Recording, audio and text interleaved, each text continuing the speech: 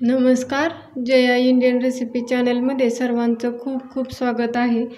आज मी रव्यापासून मोदक बनवणार आहे। तर इथे मी कढई गरम करून घेतलेली आहे।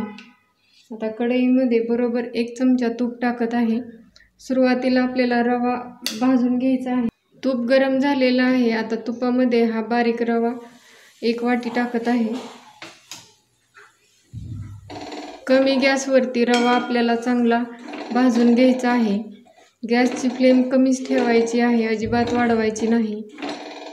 हे रवा मोदक आहेत ते बनवायला अगदी सोपे आहेत, कमी साहित्यात बनतात आणि तोंडात टाकताच विरघळतात, खूप टेस्टी लागतात। तर मी कमी गॅस ठेवून रवा अगदी छान भाजून घेते। रव्याचा कलर चेंज न होता कमी गॅसवरतीच भाजून घ्यायचा आहे। इथे मी बरोबर 10 मिनिट रवा आहे तो अगदी मंद गॅसवरती चांगला भाजून घेतलेला आहे। आता रवा भाजलेल्याचा हलकासा सुगंध येत आहे। तर आता आपल्याला याच्यामध्ये इथे मी अर्धी वाटी दूध आणि त्याच्याबरोबर मलाई घेतलेली आहे। सुरुवातीला मलाई हलकीशी फेटून घेते। अशा पद्धतीने मलाई जर आपण या रवा मोदकमध्ये घातली की अगदी मलाईदार मोदक तयार होतात। तुम्हाला जर मलाई नसेल घालायची तर नुसतं दूध घातलं तरी चालू शकते किंवा मग अर्धी वाटी पाणी जरी घातलं तरी चालू शकते। आता ही अर्धी वाटी मलाई आणि दूध आहे ती या भाजलेल्या रव्यामध्ये टाकून घेते आणि एकजीव करून घ्यायचा आहे।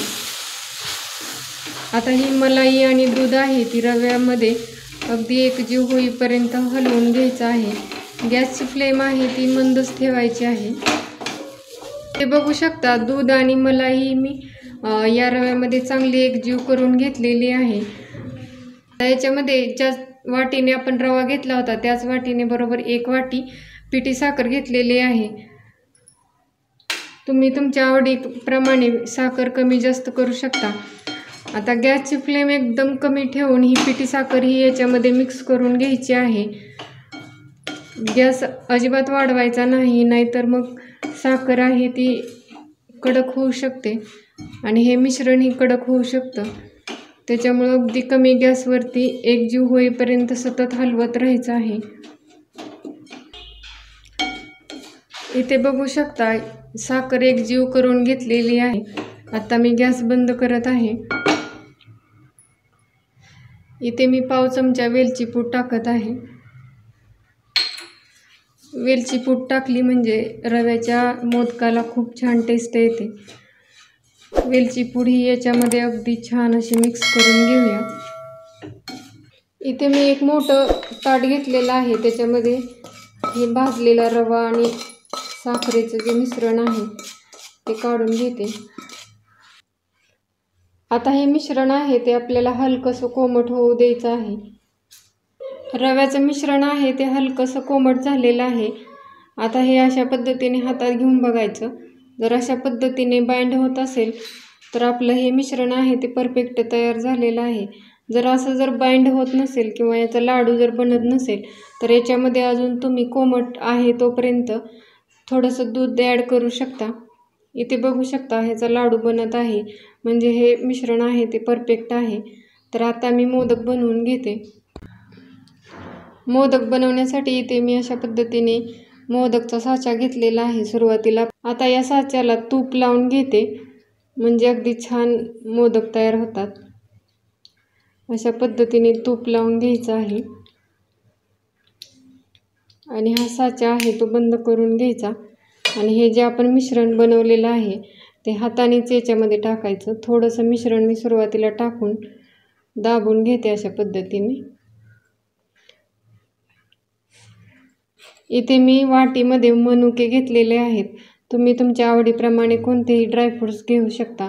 मनुका अशा पद्धतीने याच्यामध्ये ठेवून हे मिश्रण भरून घेते आणि अशा पद्धतीने बोटाने प्रेस करायचं, म्हणजे मोदकाचा आकार ही छान येतो आणि मोदक अगदी छान तयार होतो।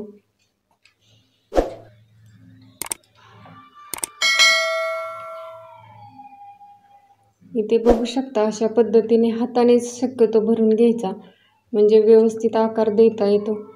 तुम्ही तुमच्याकडे ज्याप्रमाणे साचा आहे त्याप्रमाणे बनवू शकता। आता इथे जो माझ्याकडे आहे तो मीडियम आकाराचा मोदकाचा साचा आहे। इथे बघू शकता अशा पद्धतीने मी अगदी वरपर्यंत भरून घेतलेला आहे। आता आपण मोदक काढून पाहूया। इथे बघू शकता छान असा मोदक तयार झालेला आहे। अगदी छान आकार आलेला आहे आणि छान असा रव्याचा मलाईदार मोदक तयार झालेला आहे।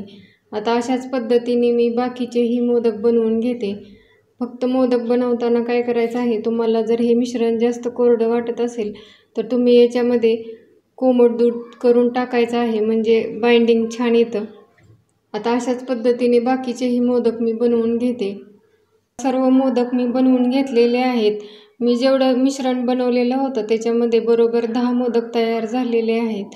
अगदी तोंडात टाकताच विरघळतील असे छान असे रवा मोदक तयार झालेले आहेत आणि आपण याच्यामध्ये मलाई घातल्यामुळे अगदी मलाईदार टेस्ट लागते। तुम्हीही अशा पद्धतीने रव्याचे अगदी मलाईदार मोदक बनवू शकता। तुम्हाला ही रवा मोदक रेसिपी आवडली असेल तर नक्की लाईक करा, शेअर करा। माझ्या चॅनलला सबस्क्राईब केलं नसेल तर प्लीज सबस्क्राईब करा। त्याच्या शेजारी जे बेल आयकॉन आहे तेही प्रेस करा, म्हणजे नवीन व्हिडिओ अपलोड केले की त्याचं नोटिफिकेशन तुम्हाला भेटेल। व्हिडिओ शेवटपर्यंत पाहिल्याबद्दल सर्वांचे मनापासून धन्यवाद। पुन्हा भेटूया अशाच नवीन रेसिपी बरोबर। तोपर्यंत मस्त खा, हेल्दी रहा। नमस्कार।